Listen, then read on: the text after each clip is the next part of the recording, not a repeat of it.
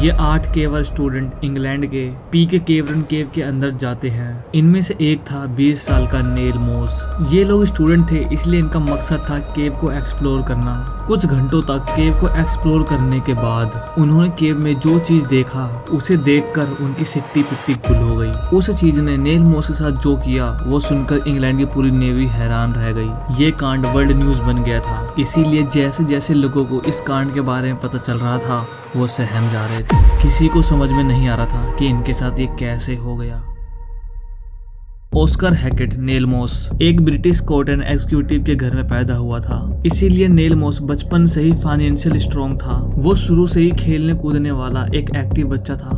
Financial strong होने की वजह से नेल जहाँ भी पढ़ता वो वहाँ के बेस्ट इंस्टीट्यूट्स में पढ़ता था। इसी वजह से जब उसकी अंडर ग्रेजुएशन करने की बाजी आई तो उसने चुना इंग्लैंड का one of the best university Oxford university. Balliol college Oxford में पढ़ते हुए Neil Moss British speleological association club में ज्वाइन हो गया, जहाँ केव के बारे में पढ़ाया जाता था। क्योंकि नेल मोस का शुरू से ही न्यू चीजों को एक्सप्लोर करने का पैशन था, इसीलिए इस क्लब में स्टूडेंट को न्यू केवों में भेजा जाता था ताकि वो केवों को एक्सप्लोर कर सके और केव के बारे में जानकारी ला सके। ऐसे ही 22 मार्च 1959 को ये क्लब नेल मोस और टोटल 8 लोगों को इंग्लैंड के डर्बीशायर में स्थित पीक केवरन केव में हाफ मील दूर एक न्यू रास्ते को एक्सप्लोर करने के लिए भेजती है, जिसे कि 2 हफ्ते पहले ही खोजा गया था। ये लोग केव के अंदर रेंगते हुए जा रहे थे। ये सफर इनका अच्छा जा रहा था जब तक कि इन्होंने कोई बेवकूफी नहीं की। पूरी दूर जाने के बाद ये लोग एक खुले चैम्बर में पहुंच गए। अब जो इनके साथ होने वाला था इन्होंने कभी सपने में भी नहीं सोचा होगा। चैम्बर का थोड़ा और आगे जाने के बाद इन्हें एक मटेरियल शाफ्ट दिखा जो कि सीधा नीचे जा रहा था। इन्होंने सोचा कि शाफ्ट के नीचे और भी कई रास्ते हो सकते हैं। इसे एक्सप्लोर करने की चाहत तो सब में थी, लेकिन नीचे जाने की हिम्मत किसी की नहीं हो रही थी। और दूसरा ये था कि ये शाफ्ट इतना पतला था कि इसके नीचे कोई दुबला पतला इंसान ही जा सकता था, लेकिन इन 8 में कोई दुबला पतला इंसान नहीं था, केवल नेल मोस को छोड़ के। जी हाँ, नेल मोस एक दुबला पतला और 6 फीट लंबा इंसान था। नेल मोस की भी क्यूरियोसिटी हो रही थी इस शाफ्ट के नीचे के रास्ते को एक्सप्लोर करने की। दोस्तों के थोड़ा बोलने पर नेल मोस नीचे जाने के लिए तैयार हो गया।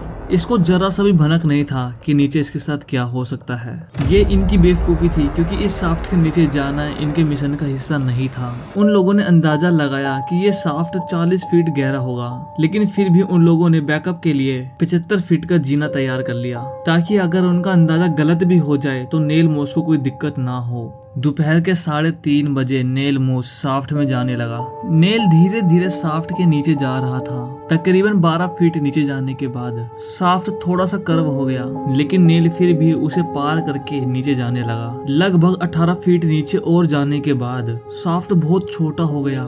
इतना छोटा हो गया कि अगर इसके नीचे एक लैपटॉप को फेंका जाए तो वो भी उसके नीचे नहीं जा पाएगा। थोड़ा और नीचे जाने के बाद उसे रास्ते में कुछ पत्थर अटके हुए दिखाई दिए। उसने उस पत्थर को हटाने के लिए पत्थर पर कई लात मारे, जिस वजह से कुछ पत्थर तो नीचे गिर गया, लेकिन नीचे फोर्स लगाने की वजह से नेल भी नीचे खिसक गया और जाकर बीच रास्ते में अटक गया। वो रास्ते में इतना फंस गया था कि वो अपनी बॉडी को भी नहीं हिला पा रहा था, और उसके फंस जाने की वजह से जीने भी वहीं पर जाम हो गए। ऊपर खड़े उन 7 ने जीने को कई बार खींचने की कोशिश की, लेकिन वो लोग नेल को नहीं हिला पाए। अब जो होने वाला था वो किसी ने भी नहीं सोचा था। उन लोगों ने नेल के पास कई सारे रस्सियां फेंकी, लेकिन वो रस्सियां या तो नेल के पास नहीं पहुंच रही थी और कुछ रस्सियां चट्टानों में घिस घिस कर टूट जा रही थी। अब वहाँ की सिचुएशन खराब होती जा रही थी। शाफ्ट के काफी नीचे फंसे रहने की वजह से नेल के पास हवा भी बहुत कम पहुंच रहा था, जिस वजह से उसे सांस लेने में काफी दिक्कत हो रही थी। अब प्रॉब्लम बढ़ती जा रही थी। थोड़ी देर बाद कम ऑक्सीजन मिलने की वजह से नेल मोस वहीं पर बेहोश हो गया।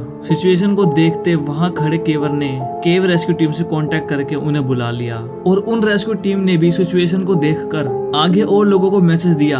तो इंग्लैंड के लगभग सारे रेस्क्यू टीम केव के पास पहुंच गए। रेस्क्यू टीम ने उन 7 केवर को बाहर जाकर आराम करने के लिए कहा। रेस्क्यू टीम को वहां पर कार्बन डाइऑक्साइड की डेब्लेटिंग फील हो रहा था। इसी वजह से जब 3 रेस्क्यूअर शाफ्ट के नीचे गए तो वो खुद ही वहां पर बेहोश हो गए, जिस वजह से रेस्क्यूअर को उन्हें ही रेस्क्यू करना पड़ा। रात के 12:30 बजे केव के अंदर बहुत सारे ऑक्सीजन सिलेंडर लाए गए। रेस्क्यू टीम द्वारा ये उम्मीद लगाया गया कि ऑक्सीजन मिलने की वजह से नेल मोस वहाँ पर जिंदा रहेगा और उसे बाहर निकालने में भी आसानी होगी। अब रेस्क्यू टीम के कुछ मेंबर शाफ्ट के नीचे गए, लेकिन उन्हें वापस बाहर आना पड़ा। क्योंकि वो खुद ही उस शाफ्ट के नीचे भ्रमित और परेशान हो जाते थे। लेकिन एक RAF डॉक्टर एक ट्यूब के जरिए ऑक्सीजन सिलेंडर को नीचे पहुंचा रहा था। कुछ देर बाद रेस्क्यू टीम के सामने एक बहुत बड़ी समस्या खड़ी हो गई। वहां पर खड़े कोई भी रेस्क्यूअर छोटे से रास्ते को पार करके नेल मोस के पास नहीं पहुंच पा रहा था और बिना नेल मोस के पास पहुंचे नेल को केव से बाहर निकालना इम्पॉसिबल था। इसीलिए उन्हें जरूरत थी एक पतली केवर की जो नेल मोस के पास तक पहुंच पाए। अगले सुबह रेस्क्यू टीम ने एक 18 साल की केवर जून बेली को बुला लिया। मीडिया रिपोर्ट के मुताबिक जून बेली ने रेस्क्यू टीम को एक सुझाव दिया कि क्यों ना नेल मोस के शोल्डर को फ्री रखने के लिए उसके कॉलर बोन को तोड़ दिया जाए। लेकिन ये तब होता जब कोई नेल मोस के पास अच्छी तरह से पहुंच पाता। इनका ये प्लान भी फ्लॉप हो गया। केव में ऑक्सीजन को मेंटेन रखने के लिए अभी भी सिलेंडर लाया जा रहा था। इस टाइम तक रेस्क्यू टीम नेल मोस को शाफ्ट से बाहर निकालने में पूरी तरह अनसक्सेसफुल हो चुकी थी। उनके सारे रस्सी जीने सब कीचड़ में फंसे हुए थे। यहाँ तक कि नेल मोस भी छोटे से कीचड़ वाले रास्ते में फंसा पड़ा हुआ था और वो अपनी जिंदगी का आखिरी सांस ले रहा था। रेस्क्यू टीम आगे कुछ कर पाती कि बहुत तेज बारिश होना शुरू हो गई,